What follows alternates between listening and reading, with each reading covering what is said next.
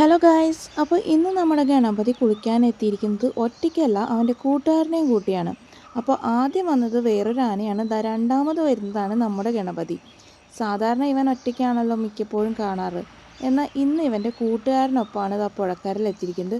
അവിടെ എത്തിയ വഴി തന്നെ നമ്മളെ കണ്ടുവെന്ന് തോന്നുന്നു. ഇക്കരയാണെങ്കിലും കുറച്ച് നേരം അങ്ങനെ നോക്കി നിന്നു കേട്ടോ.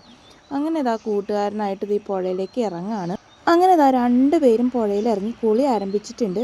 അപ്പോൾ നമ്മളിവിടെയാണ് ഇരിക്കുന്നതെന്ന് മനസ്സിലാക്കിയിട്ട് ഗണപതി കൂട്ടുകാരനെ വിളിച്ചിട്ട് അങ്ങടേക്ക് തിരിഞ്ഞ് നിൽക്കുകയാണ്. ഇവൻ എന്താ ഇത്ര അസൂയ?